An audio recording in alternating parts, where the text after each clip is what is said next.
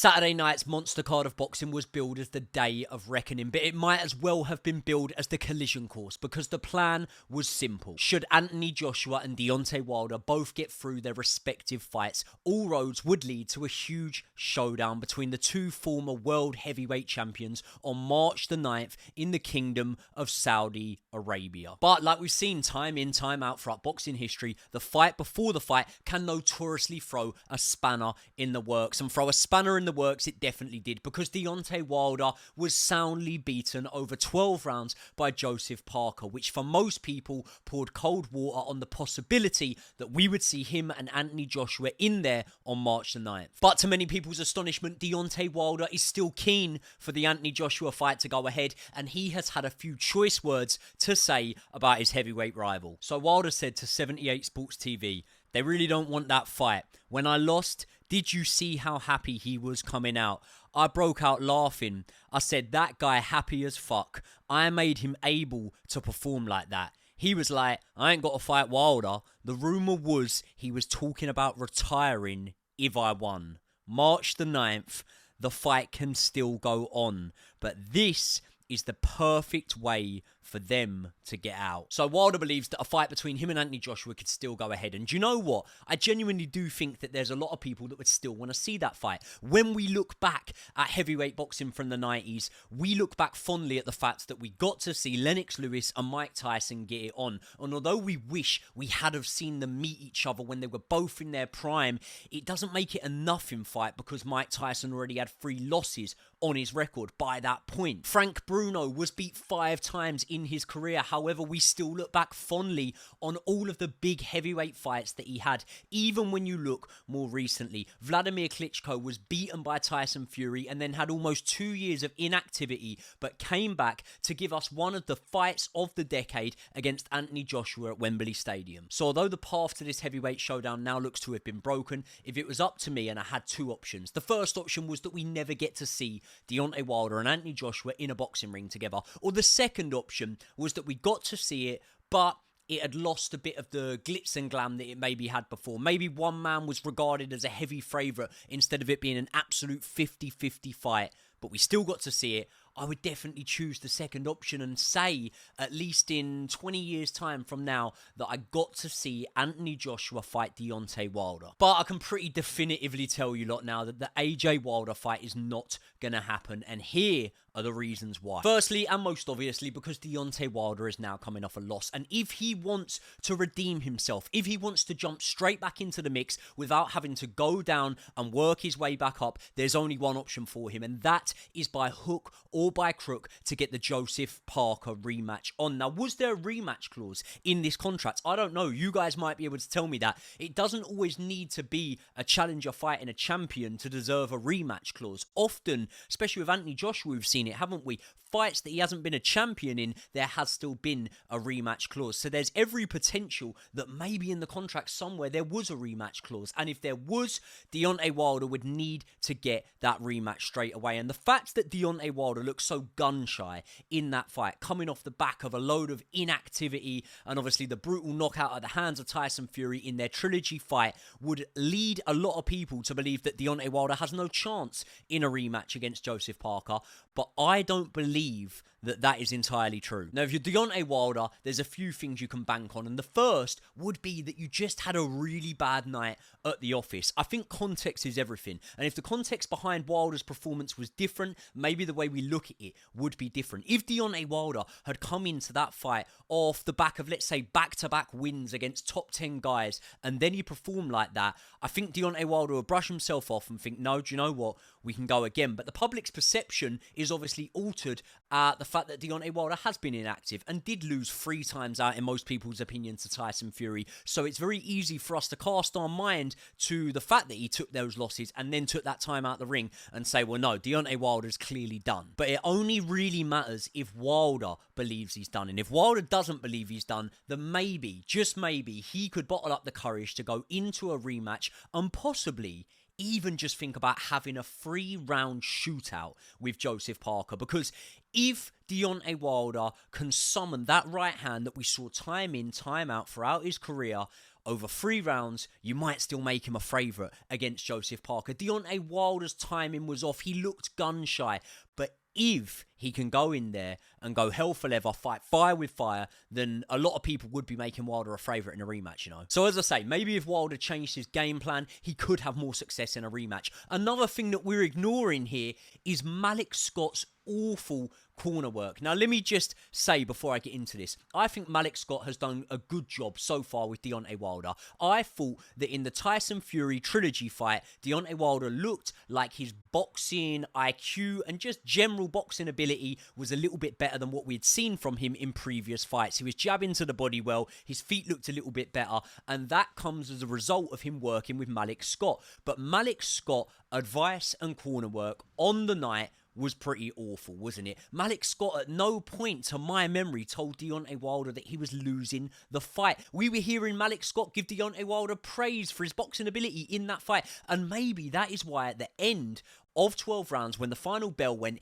it seemed like Deontay Wilder thought he had won the fight. Now, if he was to go with a more upfront trainer who's not a yes man and is able to tell Deontay Wilder when he's losing a fight, you need to go out there and throw the kitchen sink at the man in front of you, maybe we could see a better performance from Deontay Wilder and his team. So because of those reasons, I think that there are some unlikely, albeit far from impossible scenarios in which Deontay Wilder could win a rematch against Joseph Parker. But the other problem with the AJ fight actually happening is the fact that the original deal that they agreed surely won't still exist. I'm guessing they agreed to, let's say, a 50-50 split. At most, a 60-40 split, potentially in Joshua's favour. And Anthony Joshua, being as business savvy as he is just not going to allow Deontay Wilder that same sort of split coming off the back of that performance against Joseph Parker. Now, all of a sudden, it's going to go from a 50-50 split, for example, to, let's say, an 80-20 split. And when you see how stubborn Deontay Wilder has been in the past, refusing to step aside so that Fury could fight AJ,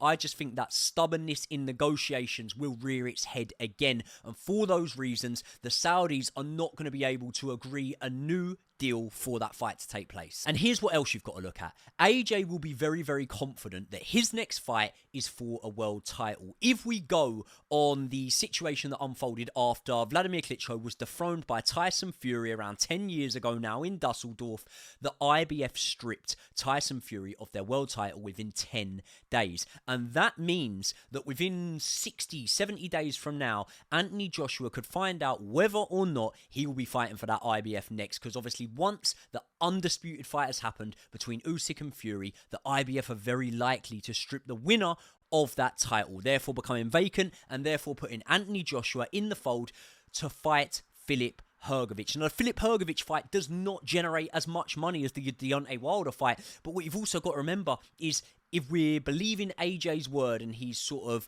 going after greatness, chasing greatness now, maybe the money isn't going to mean all that much to him. Anthony Joshua has made plenty of money in his boxing career so far. While Tyson Fury and Alexander Usyk were still in smaller fights, Anthony Joshua was headlining Sky pay-per-view cards, fighting a lot of top contenders and making a lot of money in doing so. So now, in this sort of latter part of his career, he's teamed up with Ben Davis and he feels like he's got the right team behind him to get the old AJ back, just a little bit more battle hardened and with a bit more ring IQ. Maybe he'll swerve that Wilder fight and go straight for the Hrgović fight. And do you know what? Even if he sits it out right and he fights Hrgović and loses to Hrgović, I would still argue that he could take on Deontay Wilder after that, because ultimately then both men will be coming off a loss, and ultimately then both men could probably go to the negotiating table and somehow hash out a 50-50 deal. So I don't think that would be beyond the realms of possibility, and I think if you're Anthony Joshua, you're looking at it now and thinking, do you know what? I've got better options. Let's just leave the big punching Wilder behind. But let's say all the stars aligned for Deontay Wilder and he somehow managed to secure the AJ fight on March the 9th. Could Deontay Wilder still beat Anthony Joshua? Well, a lot of you guys are going to dismiss this, but there's always the chance that at heavyweight, anyone can beat anyone, especially the hardest punching heavyweight over the last 10 years or so, going in against a heavyweight that has been stopped before. I understand that you definitely make Anthony Joshua a favourite now off the back of the last performance, and it does seem like the blueprint to beat Deontay Wilder is very, very firmly there in any potential opponent's conscious mind. However, What I would say is the last thing to go is your punch power, and the fact that Deontay Wilder was so gun-shy would probably lean into his favour that maybe he could put out a better performance, because if Deontay Wilder was hitting Joseph Parker with right hands at will and Joseph Parker wasn't budging, then you'd ask the question, has Deontay Wilder's punch power diminished? However, we didn't see him let that right hand go all that much on Joseph Parker, and when you look at Deontay Wilder's counters off the back foot, his timing was completely gone. We saw him knock out Helenius with a back foot counter punch, but against Joseph Parker, it just wasn't there. Every time Deontay Wilder even tried to attempt it, it wasn't landing clean. And for that reason, you're definitely going to make Anthony Joshua a favourite. Anthony Joshua looks like a man who's getting back to his best, and Deontay Wilder looks like a man who is tumbling very far down from his best. But at heavyweight, anything can happen. I think that if Deontay Wilder was to go back in there first, which we know can't happen, but let's say he went back in there first, rematched Joseph Parker and won, or even just went in there against the top 15, top 10 guy and pulled out a big knockout win, then all of a sudden the appetite would be there for that fight again, and all of a sudden we would understand that this is a great heavyweight matchup no matter who's coming off of what win or what loss, and ultimately we do want to see it. But at this moment in time, I don't think the appeal is there for that fight right now. And also, I do just want to put on the record here that although I've spoke about the possibility of Wilder defeating Parker in a rematch, that's not necessarily what I think would happen. I would make Joseph Parker a favourite again. I really rate his link up with Andy Lee, and I think we're now seeing the fruits of Andy Lee's labour in the corner and in the training environment that Joseph Parker has got now. But I am just going on a hypothetical scenario where the stars align for Wilder and seeing whether or not he could still beat AJ in that rematch. But ultimately, I want to know what you guys think. What do you think of Deontay Wilder's comments? I think it's a bit crazy, man. I can tell you one thing, right?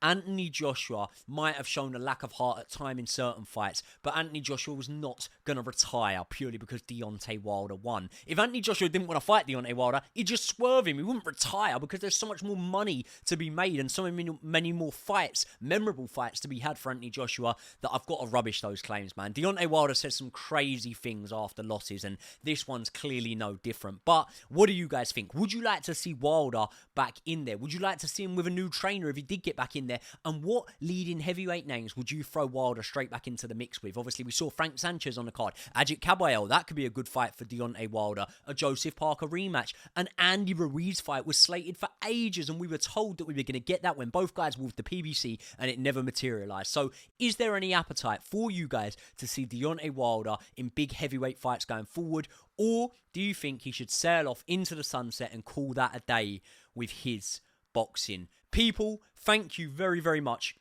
for sticking around to the end of another video. I've just launched this channel. I've already hit over 2,000 subscribers. The videos are doing really well, and I'm really, really appreciative for you guys for that. Please do me a massive favor. If you're not already, if you want to see more of this sort of content, I'm dropping 2-3 videos a week off of this channel. Please subscribe. Also, hit the like button on this video because it helps me pump it out there and then tells me that you guys want to see more, and I can keep bringing you this sort of content. Thank you for all the love in the comments recently. Let me know in the comments to this one what you want to see me cover next. I will see you all in the next one.